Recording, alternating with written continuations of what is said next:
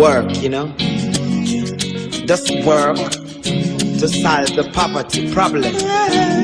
Yes, when you work, you get what you deserve, your due reward. Surely.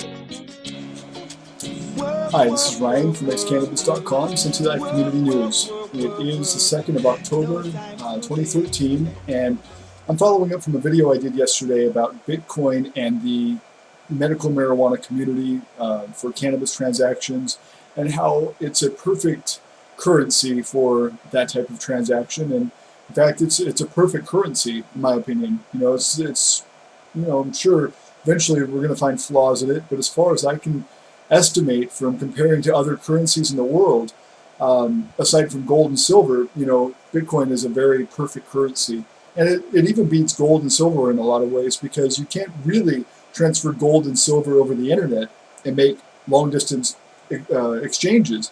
Bitcoin you can. I just wanted to demonstrate how we acquire Bitcoin and Litecoin and so on. There's a lot of different ways we do it, and I've spoke about Bitcoin mining. I'll show you a little bit here. I've got my little mining rig going on right there. All of these little USB devices are miners. You can see I got more of them in there. So I mine Bitcoin. I use this computer as well. These graphics accelerator cards. Well, in fact, I got a third one too I can show you. A third miner. This one is mining exclusively Litecoin. If you can see all that. And that one has 2 graphics accelerator cards in it that exclusively mine Litecoin. The others are mining Bitcoin. So I have 3 mining rigs, but that's just the half of it. And we do statelesstrade.com. It's a website that I run, and I've been very happy with the results of our sales from that. We also use bitmit.net, and we use ebay.com. All of these sites, we sell merchandise and exchange it for Bitcoin or Litecoin. There's other cryptocurrencies available, but those are the 2 that we are most interested in and that I trade mostly for. But after I sold my property on eBay recently, I sold it for 1,170 Litecoin, which is, at that point, it was worth $3,000. It's worth a little bit less at this point. But I sold the property, and because of the Comet Ison and just different threats of EMP disaster and things like that, we went and sold some Litecoin in exchange for Bitcoin, and we went to a website that accepts Bitcoin in exchange for survival gear. And so I've only got 1 of 3 boxes, but in this box right here, we got, for example, this solar backpacking solar device that you can strap to your backpack. It has a USB port, and it will charge your devices via USB from the sun. That's one of many items we got. I got this for sawing our timber. I like this Bear Grylls line. My wife talked me into getting the more expensive one. It just seems like it's got a better grip and a firmer handle, and just a better altogether construction. This is also a little shortwave radio that you can charge with a hand crank or batteries or a 12-volt plug-in. It's 22 channels, 2-way radio with 121 privacy codes. Very high-tech from Midland. And then we also got, well, in fact, I've got my shopping list here. I'll show you. This is from survivalcampingstore.com. Still waiting for the other items. I hear that one of my items is on hold. But we got the Caden Pocket Filter, which was $369. It filters 15,000 gallons of water without need for replacing the filter. I also, you can see some of the other things I got. 3,600 calorie bar, which was $7.87. I got 10 of those. Got a food supply. It's the 84 serving food supply, which was 164.99. Emergency seeds, which is a huge lot of seeds for $39.99. Bear Grylls sliding saw, Bear Grylls solar wrap, potassium iodide tablets, that's for radiation exposure, Base Camp two-way radio, that's the one I showed you, and then I got this set right here of two-way radios. There's supposed to be two of them.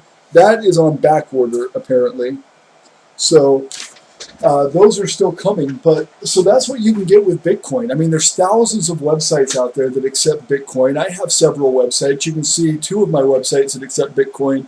Xcannabis.com, that accepts Bitcoin donations. We also exchange Cannapoints, or what we call Xcannabits. It was a currency that I created in an economy that I created in 2008, which was a year before Bitcoin was released. On xcannabis.com, but we will exchange Cannabits for Bitcoin when we have supply. Right now we're a little low, and you can go to statelesstrade.com, which we sell different survival gear and property. I've still got another property for sale, 1+ acres on the lake in Alturas, California, with utilities to the lot for $4 grand, or the equivalent of about 1,800 Litecoin, and that will fluctuate obviously as prices go up and down. You can go to btc-e.com and learn more about the prices of these currencies and the exchange rates and such. But I just wanted to let people know. I mean, a lot of people think that Bitcoin has to do with drugs and drugs only and so on and so forth. I don't see any reason why it shouldn't be. I think that marijuana dispensaries would gain a lot of benefits from using Bitcoin. The anonymity, the decentralization, the fact that it's not a government currency. It's not, as far as I understand it, it's not regulated by the Commerce Clause of the Constitution. So there's a lot of things that can be avoided, negative things in society that can be avoided by using Bitcoin as opposed to a fiat federal type of currency. But the anonymity, the fact that it can be transferred digitally, the fact that it's easy to use, it's like a cash purchase, there's no chargebacks, things like that are very enticing. And I recommend people do use Bitcoin for cannabis purchases. After losing my father and my grandmother to cancer, and knowing that cannabis cures cancer, if nothing else, it helps the symptoms and gives a better quality of life. But after losing them, I am not at all ashamed to tell people how I feel about using Bitcoin for cannabis exchanges, especially for people sick and dying in states where it should be legal, and then the federal government tries to trump the legality and the 10th Amendment rights by saying, oh, well, we have dominion over this because of the Commerce Clause. The FBI will raid people. But this is a wallet. You can see I've just got a few Bitcoin on there. And exchanging Bitcoin is extremely easy. You can pay to an address. If they have a QR code, you can scan it by pressing that button on this side. But if they don't, you can just type in, I don't know if I can get this to focus, you can just type in their address right there, or copy and paste it. And then, you can translate it. So say you want to send them $100, this will convert the price. So $100 right now is worth 0.84 Bitcoin.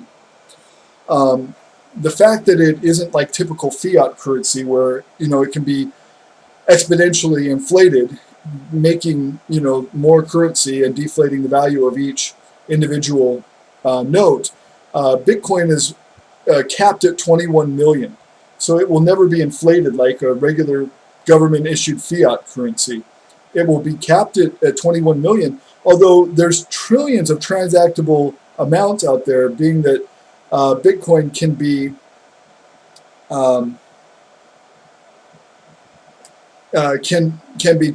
exchanged on the 8th decimal point. So like I showed you here, You can see all 8 decimal points there.